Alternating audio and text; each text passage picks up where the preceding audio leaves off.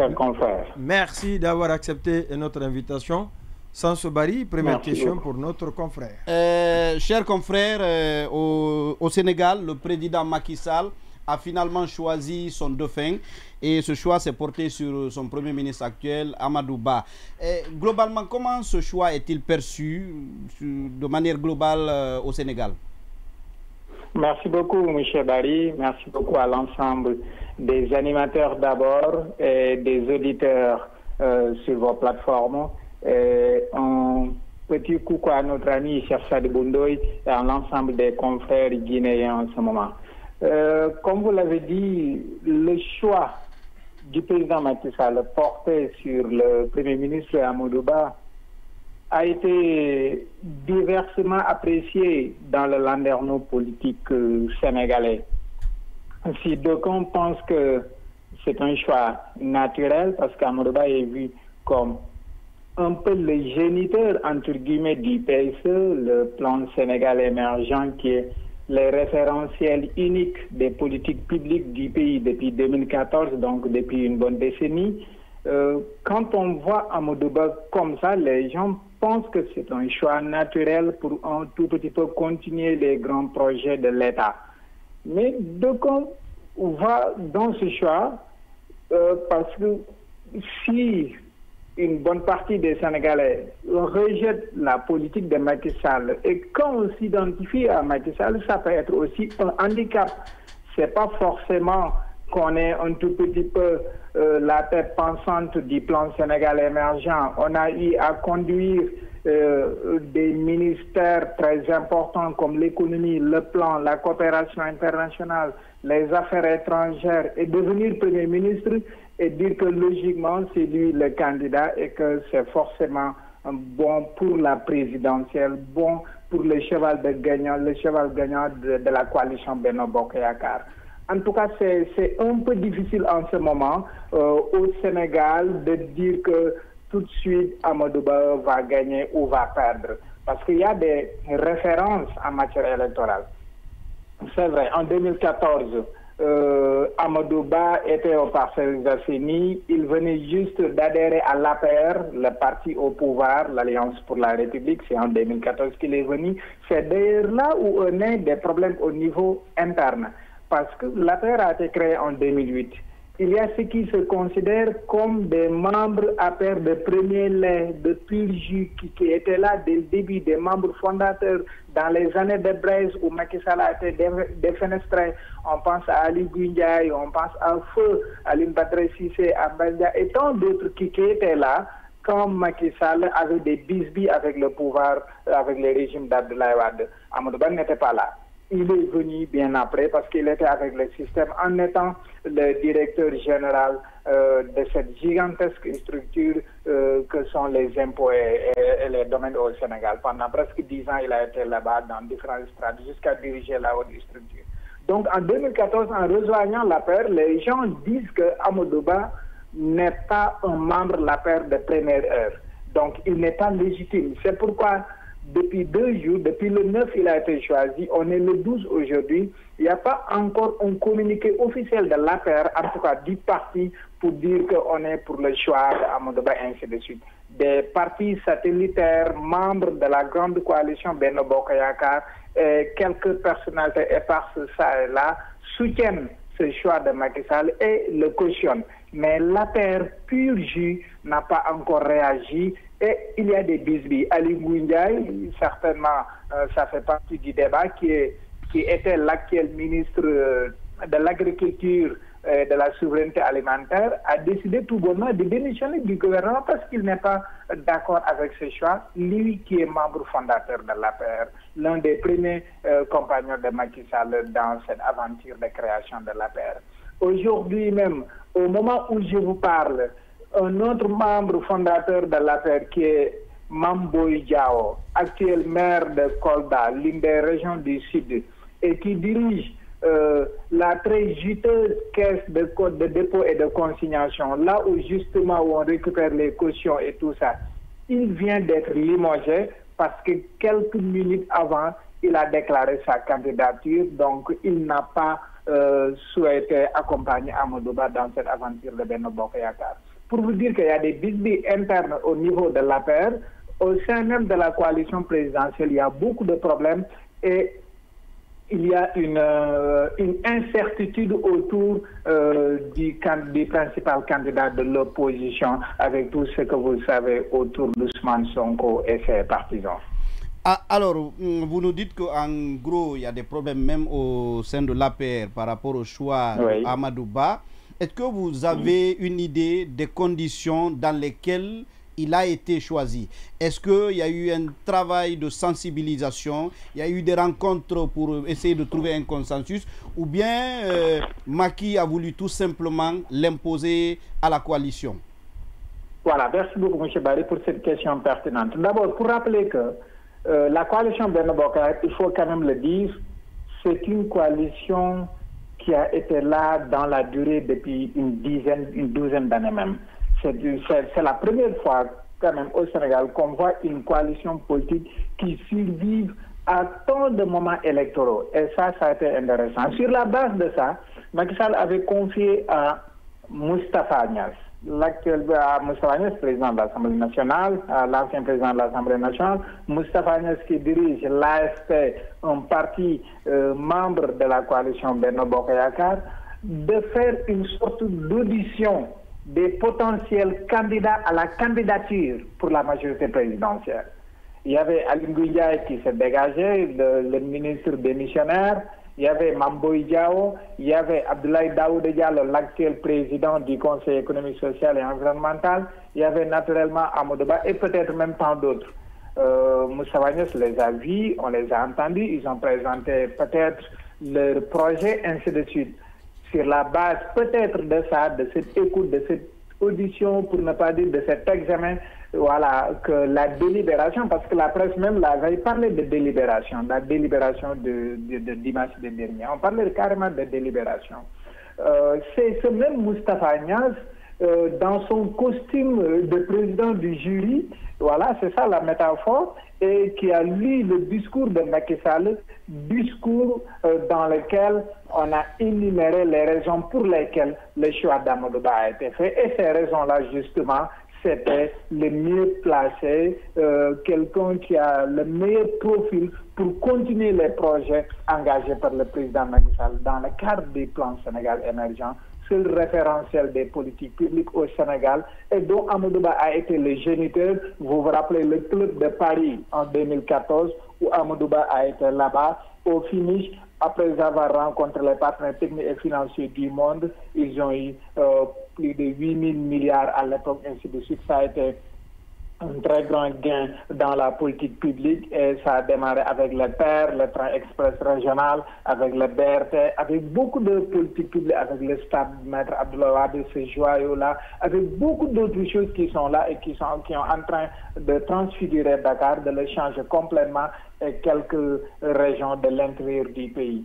Après, eux, ils se disent que c'est Amadou Ba, donc le mieux placé pour continuer, lui qui a été à la base de ce projet, lui qui a managé ce projet en tant que ministre de l'économie, lui qui a continué en étant premier ministre, lui qui a encore noué des relations avec le monde entier en étant le chef de la diplomatie sénégalaise.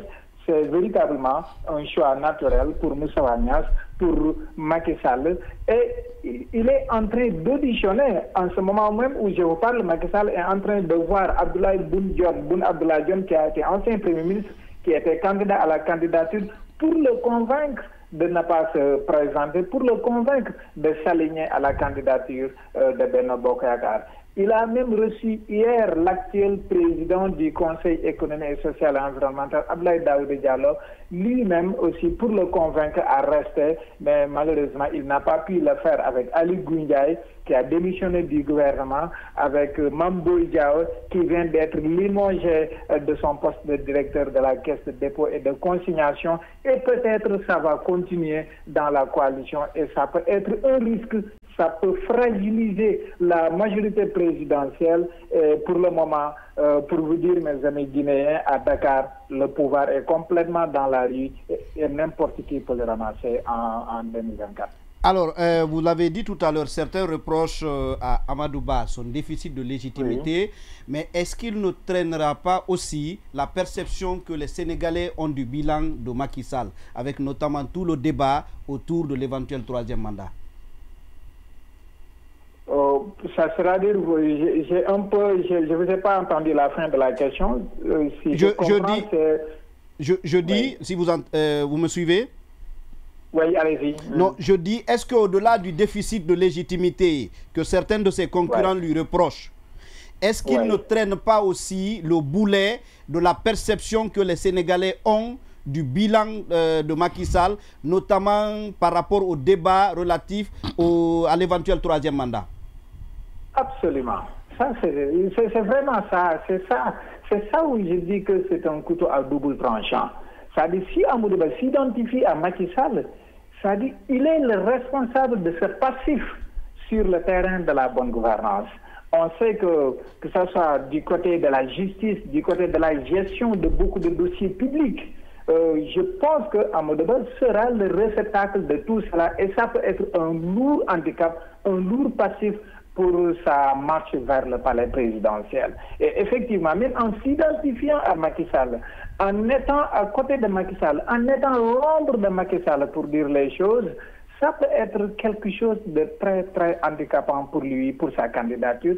Et je vois difficilement qu'il pourrait faire autrement. C'est un petit peu de ça le problème. C'est une candidature bénie par Macky Sall.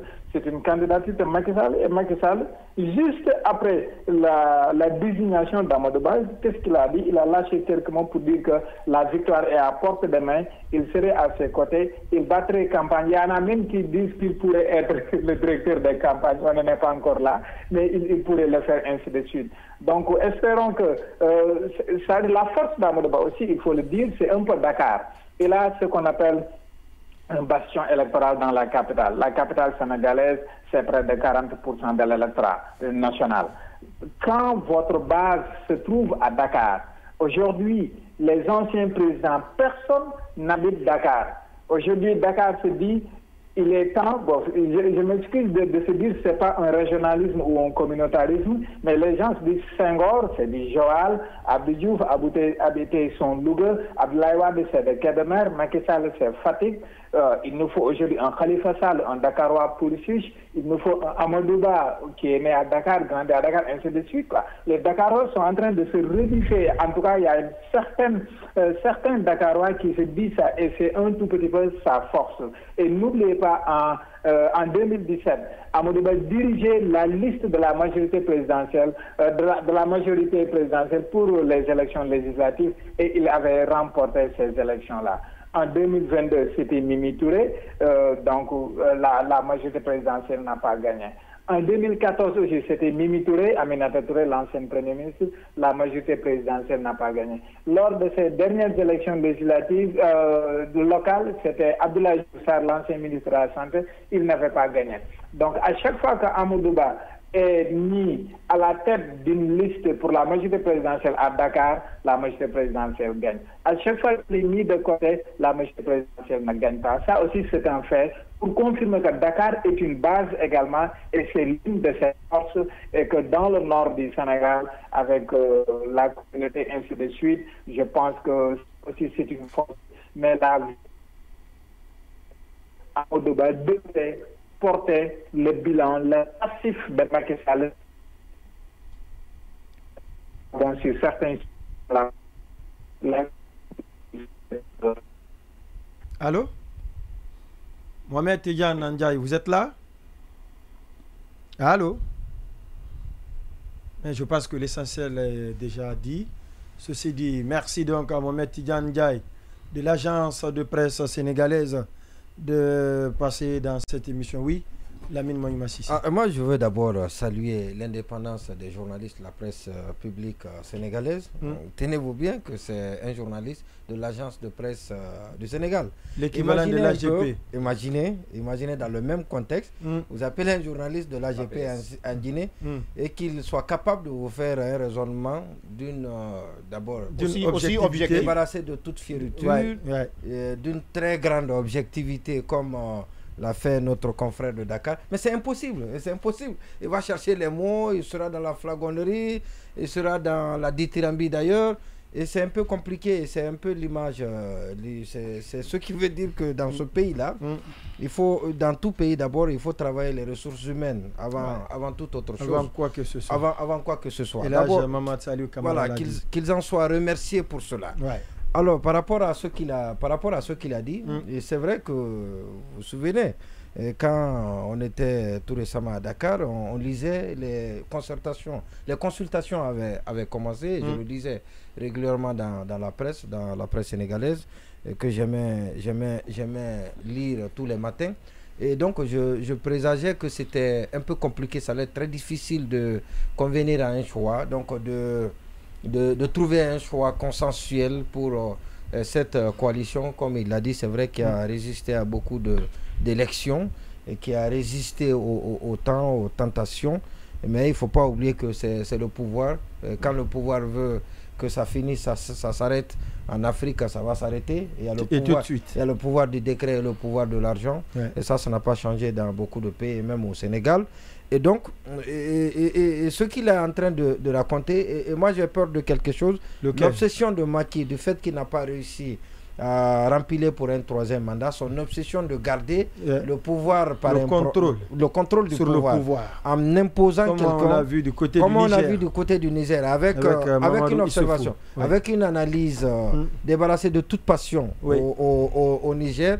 Ceux qui ont vécu dans ce pays-là savaient quel était le niveau de popularité du président Bazoum. Ce n'était pas lié certainement à Bazoum parce qu'il faisait de bonnes choses, on a vu son bilan, mais le fait qu'il soit imposé à la magistrature suprême par le prédécesseur, au détriment des candidats qui sont les choix du peuple qui étaient plus aimés que lui, et donc à anticiper, nous a conduit, pas que nous a conduit à ce qui est arrivé, mais plutôt à l'adhésion populaire de ce qui est arrivé. Ça ne justifie, ça n'explique encore moins, ça ne justifie pas ce qui est arrivé, mais l'adhésion populaire peut être expliquée par ce qu'on a vécu lors des dernières élections. Donc il faut bien que Macky nous évite cela au Sénégal, et que c'est le seul pays en Afrique de l'Ouest quasiment avec le Cap-Vert aussi, avec le Cap-Vert qui n'a pas connu de coup d'État. Qui n'a jamais connu de coup d'État. Et il faut permettre, et les autres ont été élégants, ont reconnu leur défaite. Ouad l'a fait, et l'autre également, Abdou Diouf aussi l'a fait, mais il ne faut pas que cette obsession l'amène à briser, à divorcer avec cette bonne habitude qu'on connaît du Sénégal. Oui, Marwan. D'abord, ce qu'il faut saluer, c'est la consolidation démocratique du côté du Sénégal, mais surtout les avancées qui sont enregistrées en matière de valeurs, de principes qui reflètent un État digne de nom, donc de démocratie. Donc aujourd'hui, le Sénégal est cité parmi les exemples, parce qu'il n'y a jamais, on ne peut jamais douter cela, c'est une évidence. Maintenant, sur la question de la candidature à la candidature présidentielle, comme l'a rappelé Moussa Fagnas dans son allocution, lorsque la conférence des leaders avait décidé de jeter son dévolu sur le Premier ministre Amadou Ba, il a dit, il a tenu un discours quand même qui était éloquent. Maintenant, sur la perception qu'ont les Sénégalais sur Amadou, c'est ça le grand travail. Est-ce que les Sénégalais veulent la rupture avec le plan émergent de Macky Sall, ou est-ce que il faut continuer, il faut s'inscrire dans la continuité, mais avec le changement qui doit s'opérer au sommet de l'État, c'est aux Sénégalais de décider qui sera leur prochain président. Ça, c'est une réalité. Mais le reste, sur le manque de leadership ou de charisme de Ahmed Ba, ça se travaille. Et d'ailleurs, aujourd'hui, l'écho que sa désignation a donné, je pense que c'est un atout. Même ceux qui ne le connaissaient pas avant, parce que c'est un technocrate, quoi qu'on dira, c'est un technocrate, c'est quelqu'un qui a fait ses preuves, qui a imprimé ses marques, et qui était dans l'ombre, comme l'a rappelé tout à l'heure notre confrère, qui était dans l'ombre de Macky. Donc c'est une fabrication de Macky, c'est quelqu'un qui a accepté de grandir dans l'ombre de Macky. Et je comme pense Macky l'a fait dans l'ombre de Abdoulaye Wade. Donc c'est ce que Ousmane refuse malheureusement chez nous en Guinée, que Ousmane Gawal Diallo. Donc c'est quelqu'un qui veut brûler les étapes. Mais aujourd'hui, l'exemple de Amadou, c'est un bel exemple. Il faut le saluer. Maintenant, il y a la question de la personnalité et du programme. Je le disais tantôt, les Sénégalais ne votent pas ou ne voteront pas pour le choix de la personne. Ils voteront programme. Sinon, rien ne pouvait quand même faire élire Macky en 2012 face à Abdoulaye Wade qui avait tous les atouts, qui avait toutes les armes. Ouais. Mais les Sénégalais ont préféré à l'époque la rupture que la continuité. Donc, en face à Abdoulaye Wade, les Sénégalais ont choisi et Macky Sall. On plutôt sanctionné. Il faut voir dans le landerneau politique, il faut essayer d'avoir une vue plus grande sur les potentiels candidats à la candidature de la présidentielle.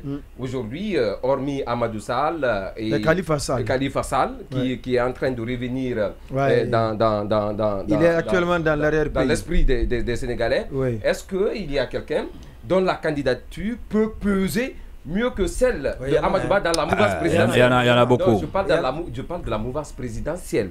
Est-ce qu'il y a une candidature qui peut peser mieux que celle de Amadou Ba dans la coalition présidentielle? Je pense qu'aujourd'hui, il ne faut pas qu'on se trompe, il ne faut pas qu'on se leurre. La vérité est que Amadou est le meilleur choix parmi tous les autres choix qui sont au sein de la coalition présidentielle. Mais est-ce qu'il sera le meilleur candidat pour la coalition présidentielle ou pour les Sénégalais ou le meilleur, il peut être ça c'est aux Sénégalais de le dire. Et encore une fois, il ne faut pas oublier le programme, le plan émergent, Sénégal émergent, c'est un fin connaisseur du dossier. Et je pense que avec les évolutions qui sont faites, les Sénégalais ne voulaient pas de Macky, ils ne voulaient pas la continuité avec Macky, mais je pense qu'avec Amadou Ba, je peux... Mais Sénégal émergent, c'est Macky. Sénégal émergent, c'est Macky.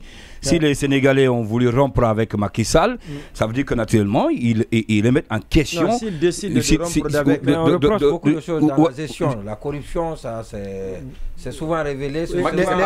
Les droits de l'homme également. Non, la politique, c'est autre chose. Alors, je dis, il peut être le choix de Macky Sall. Mais si les Sénégalais, à un moment donné, ont décidé de ne plus continuer avec Macky, avec cette histoire de troisième mandat, parlant des Sénégal émergents, on le sait, c'est vrai qu'Amadou a beaucoup fait dans ce sens. D'ailleurs, c'est ce qui fait même son absence, si vous voulez. On le voyait peu sur la scène politique lorsqu'il est question de se mettre devant la scène pour parler de politique. D'ailleurs, un bon technocrate, mais pas un bon politique, parce que son travail, c'était plutôt, si vous voulez, concentré donc à l'exécution de Sénégal émergent pour 2035. Alors ça c'est une réalité. Maintenant, si à un moment donné, les Sénégalais ont dit Macky Sall, oui c'est lui, Sénégal émergent, on ne veut plus de son troisième mandat. Sinon, je pense qu'à ce stade-là, il serait peut-être mieux de laisser Macky Sall continuer. Et il faut voir le poids politique. Le poids politique, c'est important avec, si vous voulez, la recomposition du paysage politique sénégalais. Notamment les candidatures très prochaines de Khalifa Sall et de Karim Wade. Il le disait tout à l'heure. C'est vrai qu'il n'y a pas quelqu'un au sein du parti, de la mouvance présidentielle, de l'APR qui, si on fait un sondage, peut être mieux placé qu'Amadou Ba pour être porté à la tête donc, de l'Alliance. Mais il faut voir le paysage politique, puisqu'on part à des élections présidentielles. C'est pour 5 mois, dans 5 mois. Et donc, au sein de la paire, il n'y a pas de souci, mais avec les autres formations politiques, pour aller à la présidentielle, je pense qu'il faut craindre. Il faut craindre parce que quand on est censé mener une campagne, être à la tête d'un parti pour être élu à la présidentielle sénégalaise, je pense que politiquement, il faut être quelqu'un qui est bien assis, ce qui n'est pas le cas de Amadou Ba. Maintenant, moi, ma crainte se situe à quel niveau? C'est l'APR. L'APR, bien sûr. Il n'a pas le ma crainte, l'APR, l'APR, c'est le parti, c'est Benno Bokk Yakaar qui est la coalition. C'est autant pour moi, c'est vrai. Maintenant, je termine. Statut que Amadou en 2012. Je termine. On a vu le travail. Non, mais c'est différent. C'est différent. Macky avait créé un parti politique. Macky a créé un parti politique, il l'a dit tout à l'heure même d'ailleurs, notre confrère l'a rappelé. Il a créé un parti politique en 2008. En 4 ans, en 2012, il s'est présenté et il a été élu. C'est différent. Amadou n'a pas créé de parti politique. Ça, c'est deuxièmement, politiquement, je pense que Macky était beaucoup plus dur qu'Amadou lorsqu'on parle de politique. Alors, je reviens pour dire que lorsqu'il est question de parler de choix au sein de l'Alliance Benno Bokk Yakaar, il y a d'autres quand même figures emblématiques. Et ceux même d'ailleurs qui ont été dès les premières heures à la formation de l'APR, avec la cascade de démissions qui commence, avec Ngouille Ndiaye, ministre de l'Agriculture. On parlait tout à l'heure donc du limogeage du maire de Kolda, oui. Directeur de la caisse nationale de consignation. Alors, et ça ne fait que commencer. Ça ne fait que commencer. Est-ce que avec toutes ces démissions, avec tous ces départs, d'autres non, mais certainement. Non, mais c'est évident. C'est évident. Et donc, est-ce que tout cela ne va pas contribuer à affaiblir l'alliance, la coalition Benno Bokk Yakaar au profit, naturellement, des autres formations politiques qui vont être dirigées par Khalifa Sall et Karim Wade, oui. D'abord, deux choses. La première, je pense que le fait que les dirigeants veuillent se choisir des successeurs, c'est tout à fait naturel. Quand on a géré un pays comme ça, on traîne naturellement des casseroles. L'idéal serait que vous fassiez succéder par quelqu'un qui vous cherche moins de problèmes. On va aller à la pause. On se reprendra tout à l'heure pour la suite de l'émission. Et l'invité, c'est bien Mohamed Bakary Keïta. À tout à l'heure.